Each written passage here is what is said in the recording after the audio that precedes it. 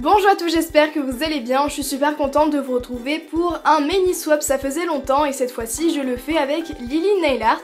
J'ai donc réalisé son nail art avec le motif tresse qu'elle avait intitulé Nail Art pour le printemps. Elle a aussi reproduit l'un de mes nail art que j'ai hâte de découvrir et du coup vous aurez besoin d'une base, d'un vernis blanc, orange, fuchsia, violet, de stripping tape, d'une pince et d'un top coat et c'est un nail art 2 étoiles.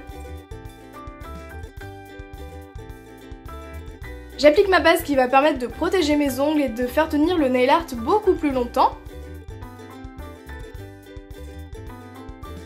Ensuite j'applique 2 couches ou une couche, ça dépend de l'opacité de votre vernis. Donc 2 vernis blancs sur les doigts où je vais faire le motif tresse. Pour ma part, les 2 doigts du milieu puisque c'est ce qu'elle avait fait sur sa chaîne. Et ensuite sur les autres ongles ainsi que sur le pouce, je vais appliquer un vernis orange ou bien sûr une autre couleur, faites comme vous voulez.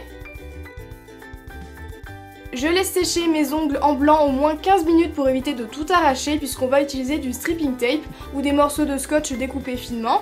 Et petit à petit, en s'aidant de ses autres doigts et d'une pince à épiler ou une pince pour le nail art comme vous voulez, je viens délicatement faire le motif tresse en alternant les différents morceaux de stripping tape. C'est un petit peu compliqué, faut vraiment prendre le coup de main, n'hésitez pas à changer la position de votre main. J'ai pas mal galéré mais je l'ai pas montré dans la vidéo sinon ce serait beaucoup trop long. On pense bien appuyer sur les côtés pour éviter que le vernis passe en dessous du stripping tape.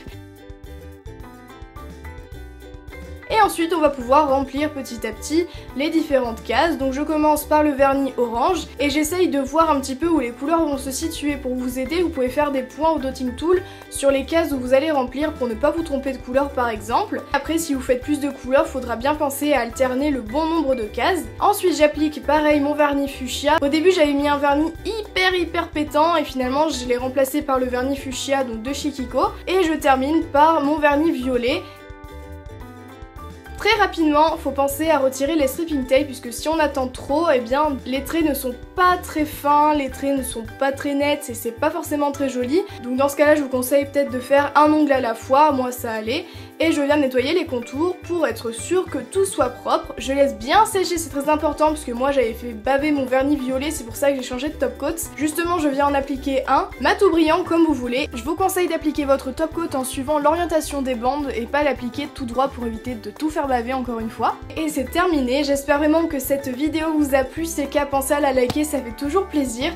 N'oubliez pas d'aller jeter un petit coup d'œil à la chaîne de Lily Nail Art et d'aller voir quel nail art elle a reproduit. En tout cas, je vous retrouve très bientôt dans une nouvelle vidéo et je vous fais plein de gros bisous.